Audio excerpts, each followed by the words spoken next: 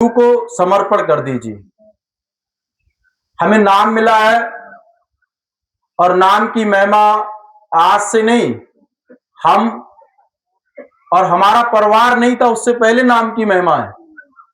रामायण को लिखे हुए सदियां गुजर गई और उसमें लिखा है कलयुग केवल नाम अधारा, सुमर सुमर नर उतरे पारा।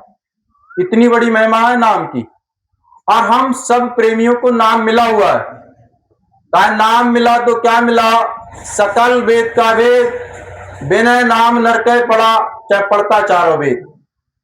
हम और आप कितनी भी धर्म पुस्तकों का ज्ञान कर लें, अगर हमें नाम नहीं मिला है, गुरुजी नहीं मिले हैं, तो सारा नरकों का ही सामान है। स्वामी जी महाराज क्या करते थे? कहा करते थे अरब खरब लो द्रव्यो उदय अस्तलोराज, बिन भक्ति भगवंत के सभी नरक के पार।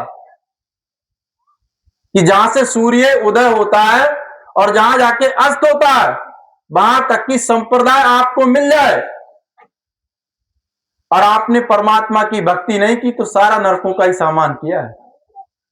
महाराज जी कहा करते थे हम सुबह से शाम तक सब नरकों का ही काम कर रहे हैं। परमात्मा की भक्ति जब करेंगे तो अपना काम करेंगे, नाम के साथ जुड़ेंगे तो ही अपना काम करेंगे। इस समस्त भारत में 56 लाख महात्मा है और 56 लाख महात्मा हम सबको समझाने के प्रयास में लगे हुए हैं। वो कहते हैं आप समझ जाओ, नहीं तो पता नहीं क्या होने वाला है। पूज्य भैया जी महाराज कहते हैं अगर संत नहीं होते संसार में तो पता नहीं हमारा क्या हाल होता, हम कहां होते, हमारा आपका कोई पता होता है? इतने इतने बड़े विद्वान जिनके 1 लाख पूछ 1.25 लाख नाती, जिनके घर दिया बाती जलाने वाला कोई नहीं है, 10 शीशों के बराबर जिनके अंदर विद्वान तथी दिमाग था, उनका अस्तित्व नहीं रहा, तो हमारा और आपका क्या है? हम तो केवल मैं मेरी में लगे हुए हैं। मेरा मान सम्मान, मेरा जिक्र हो संसार में, इसी में गुजर रहे हैं, इसी में लगे हुए हैं। पूज्य भैया जी महाराज कहते हैं सब कुछ गुरु को समर्पण कर दो, भक्ति कर लो। और मैं आपको सच बताऊं, अगर एक दिन भी आपकी लगन सच्चे मन से सदगुरु के चरण कमलों में लग गई, तो बहुत सारी चीजों को छोड़ने का कार्य कर सकते हैं। हमें नाम मिला, उस नाम के साथ में एक घड़ी भी जुड़ गए तो हमारा काम बन जाएगा। तुलसी साहब ने कहा एक घड़ी आधी घड़ी, आदि से पुण्यात, तुलसी संगत साथ की हरे को टपरार। महात्माओं की संगत करने मात्र से, उनके दर्शन करने मात्र से एक कोट अपराध दूर होते हैं। अगर नाम मिल जाए और नाम की कमाई कर लें तो कहा फिर जन्म मरण से छुटकारा मिल जाएगा। हमें तो ऐसे संत महापुरुष मिले हैं। स्वामी जी महाराज ने कहा कि जिन्होंने मुझसे नाम लिया है उन्हें मोक्ष मिलेगा। मैं समस्त संसार में,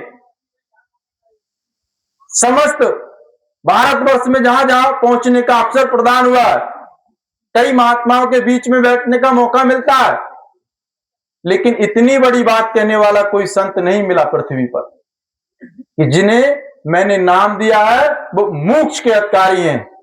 उन्हें इस संसार में दोबारा आना नहीं पड़ेगा। इतनी बड़ी बात स्वामी जी महाराज ने की। क्यों कही? क्योंकि उन्होंने महाराज जी से वादा किया था जिसे मैं नाम दूंगा महाराज जी उसे मोक्ष होना चाहिए, मोक्ष होना चाहिए। महाराज जी ने उस वायदे के साथ में हम सबको चेताने का काम किया है, जगाने का काम किया है। और कैसे जगाने का काम किया है? भैया जी महाराज तो गली गली जाके जगा रहे हैं। राम नाम के हीरे मोती भैया जी बिखे रहे गली गली, ले ले रे कोई राम के तारे, वो आवाज लगाए गली गली। जन जागृति, सनातन जन जागृति जब भैया जी यात्रा निकालते हैं तो वो ये नहीं देखते किसी ने नाम नहीं लिया, वो सबको दर्शन देते हैं। और मैं आपको सच बताऊं, हुजूर कृपाल सिंह जी महाराज के जीवन की घटना है। एक प्राणी था, महाराज जी का दर्शन ही किया था मात्र, और जब उसका अंत समय आया तो महाराज जी लेने गए, दर्शन, केवल दर्शन, और हम सबको नाम मिला है। नाम की महिमा बड़ी भारी है। तो प्रेमी भाइयों बहनों, हम सबको यह अवसर प्रदान हुआ है। हम सबको बाहरी दुनिया की तौर तरीके से कोई भी व्यक्ति ठेस पहुंचा सकता है, लेकिन हमारी लौ अंतर में जुड़ी है तो कोई भी हमारा बाल बांका कर नहीं सकता, कोई बाल बांका नहीं कर सकता। जैसे विभीषण की कुटिया में, जैसे कहा, लगी आग लंका में हलचल मची थी, विभीषण की कुटिया क्यों कर बेची थी, लिखा था राम नाम यो कर बेची थी। हमारे चित्त के अंदर स्वामी जी महाराज ने वो नाम प्रकट कर दिया है, और उस नाम के साथ में अगर हम जुड़ गए तो हमारा कोई बाल बांका नहीं कर सकता। आग से बचने के लिए क्या चाहिए? शीतलता चाहिए नहीं। हम इस संसार में आग पर बैठे हुए हैं, और वो शीतलता कहां है? भैया जी के चरण कमलों में है। भैया जी के चरण कमलों में जो प्राणी बैठ जाएगा उसे शीतल चादर ओढ़ने का अवसर प्रदान होगा। ऐसे संत भैया जी महाराज हैं, और उनके चरण कमलों में बैठकर हम अपने इस जीवन का आनंद ले रहे हैं। कोई प्राणी ये नहीं समझे हम 200 साल के लिए आए, 500 साल के लिए आए। हमें तो ये भी मालूम नहीं अगले पल क्या होने वाला है, अगले क्षण क्या होने वाला है, हमें नहीं मालूम है। फिर भी महाराज जी कहा करते थे, पल की मालूम नहीं, कल की चिंता में घूम रहे हैं। हुजूर कृपाल सिंह जी महाराज कहा करते थे, पल की मालूम नहीं, कल की चिंता में लगे हुए, कल क्या होगा। महाराज जी कहते हैं, आज क्या होगा, अभी क्या होगा।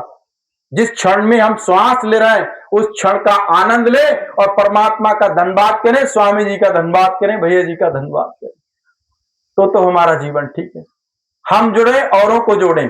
महाराज जी कहा करते थे, ये नाम का प्याला है, खुद पियो औरों को पिलाओ। और स्वामी जी महाराज ने तो बहुत बहुत बड़ी बात कही है। इतनी बड़ी बात कहने वाला अगर महात्मा मिल जाए तो उसकी शरण ले लो, भैया जी के अलावा कोई नहीं। मैं आपको सच बता रहा हूं, स्वामी जी महाराज ने कहा, तेरी चिंता मैं मंदारी, तू अचिंत रहे प्यारा। आप इतना बड़ा संत कहां मिलने वाला है आपको? आपकी सारी चिंताएं हरने वाला संत मिल गया आपको, और आप पीछे बैठ के तमाशा देख रहे हैं। महाराज जी कहा करते थे, आओ आगे बढ़ो, मैं अमृत बेला करने के लिए आया हूं।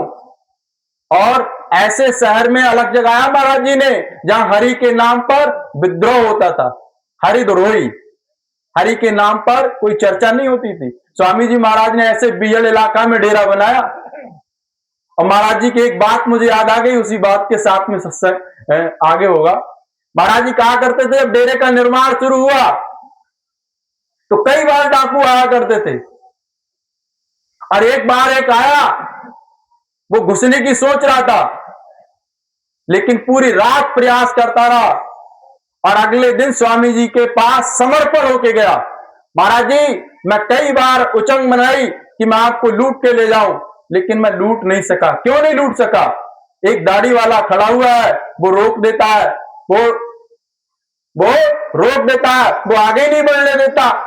महाराज जी कहने लगे, वो तो मेरा हुजूर है, मेरा गुरु है, मेरा गुरु है। वो गुरु अपने शिष्य की रखवाली करता है।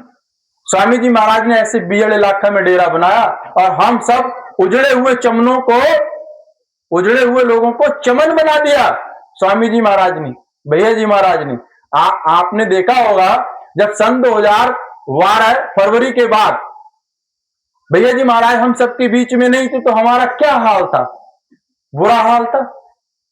अगर किसी घर का कोई मालिक नहीं हो तो उस घर में घास जम जाती है। ऐसे ही हमारे घर का मालिक कौन है? पूज्य भैया जी महाराज। और जब 10 साल 2 महीने हम सबके बीच में नहीं रहे तो हमारे अंदर घास फूस भर गई, और उस घास फूस को उखाड़ने का समय आया तो पूज्य भैया जी महाराज हाजिर हो गए, हम सबको जगाने का काम कर रहे हैं। तो ऐसे भैया जी महाराज की शरण में बैठ के हम अपने आप को बदलें और भजन करें। क्या ध्यान, भजन, सत्संग, सेवा, सब कुछ आपकी भलाई का है, सब हमारी और आपकी भलाई का है। ये थोड़ी सी महाराज जी की बात थी जो आज आपकी सेवा में रखी गई। मैं 2 बात कह के ही बात समाप्त करूंगा।